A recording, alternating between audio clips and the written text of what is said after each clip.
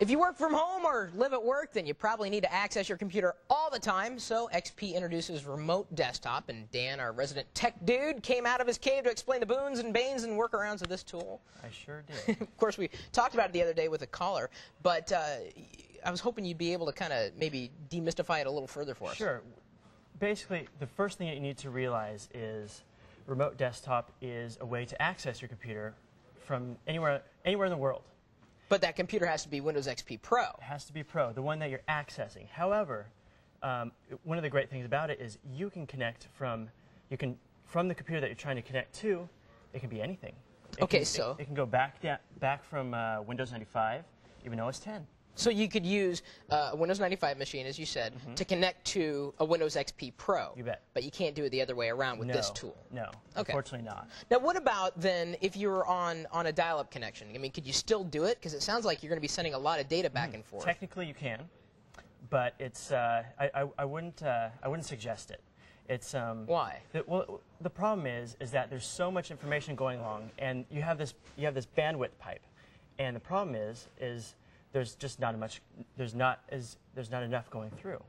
So because you got all the graphics, because the screen has to read your all that stuff. You bet. So okay, there's three different caveats you could say. Okay. One is you need XP Pro. Yeah. The second is broadband access. We all went through that. And the next is, the problem is you need to know your IP address. And most people don't know because it's running in the background. They have no idea what their IP address is. And of course, the IP address is just the number that's associated with the machine connected to the internet. You bet. Like a phone number would be connected to a phone. Yes, exactly. Most people don't know what their IP address is, so in order to find it, they go to a place like ipmonster.com to find it, and that's your external IP address. A lot of people have like a router and they have an internal address. So doing going to like what is it?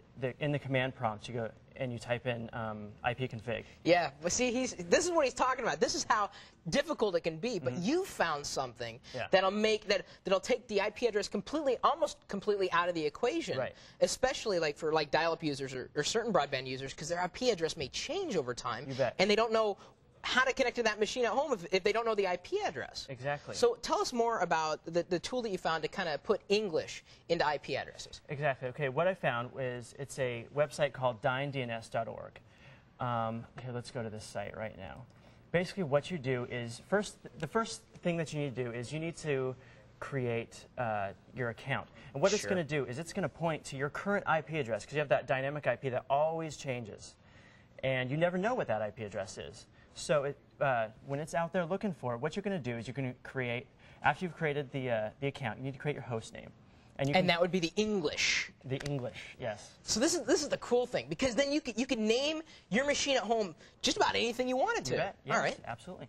So you can name it anything you want. So you type it right in here, and then you type in domain here, which. So these are the domains that it gives you. Anything you want. Yes, this is everything that's supported from dynDNS. So I could be Chris Pirillo Is a geek. Oh, chrispirillo.isageek.net. I like that. Yeah. That's a good one. That works, and especially with the tape between your. Yeah, well, I'm doing this because Kat her glasses have been injured, so I thought I'd support her that way. Okay. Then what you need to do is you need to create the client. And the client would be. The client is actually the program that actually always looks out for your IP address. dynDNS is the pointer. Okay. And the client, what it's going to do is it's going to... The piece of software that's running, you bet. Let's say on Windows XP Pro, so that you would always be able to connect to chrispirillo.isageek.net. Exactly. Okay. Exactly. And it is a program called DNEs. Right here. So what you do is you just click on right here, just the little download icon, and it brings you to this particular website here. So you install it. Well, actually, there's no installer. Let me go down to the desktop. Okay. Which is great. All you do is you go into this program, DNEs, and then it'll put it in the system tray. There's no installation at all, and you just go into accounts, and here you put in whatever it was you chose. What you named yourself. DNSalias.com, whatever it was, your host name, your username from when you first set up the dynDNS. Yeah. And by the way, we got to sidestep too. No, it sounds very technical, but Dan's already detailed all the instructions on the website. So. Yeah. And so basically, once you have that all done, you're ready for the finale. You're ready to connect. Let's connect. So we are actually going to connect to my home PC. Okay. And the one I've already set up is catschwartz.kicksass.net. So Okay.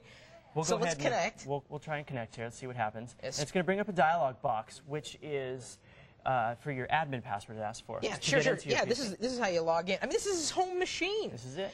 We're connecting to Dan's home machine. This is great. And again, you could do this as long as you got Dan's running XP Pro at home, and that's the way we're using this particular feature. And you can go through, you can play your MP3s. It's not going to sound that great because Right. you may not have a strong connection. You can look at your documents, your pictures, all the stuff that you may have left at home. This is great. So here's my desktop. All right. Here I have the KISS Army. I can see This that. is actually my cube over at our corporate office. Great. And so you can do lots of different things. Yeah, go play some music. So we'll play some music. Here we go. I have Music Match open. And again, it takes a while to redraw because it's got to change everything. But So here this is seriously, I think this is the neatest thing that you could do. Your parents may be having a problem with your machine. If they're, oh, do we have something now? Let's hear it. Now it sounds terrible because it has to drop the bit rate for the bandwidth pipe that you have. Oh, I thought you were So- going to diss Angus. I was ready to just throw down right here, man. Oh, no. I can show you all my albums of AC/DC. I love That's them all. fine. I can do that. Better wrap up here and get going. We've got, just to summarize, of course, first thing you need to do is make your initial connection with your IP address, that number that's associated with your machine. Create a host, and that is the host name, that Dyn DNS that we talked about at the beginning. Create the client, and that's the downloadable program that Dan showed us, and then connect to your machine. Now, again, very technical stuff, but it is simple. Dan, you've done a really good job Thank you. with the article he's posted already on the website. And, of course, that's where you can go if you want to know more about accessing your computer remotely, including tools that people who don't have Windows XP could use. And you can find it all through our website, techtv.com/call-for-help.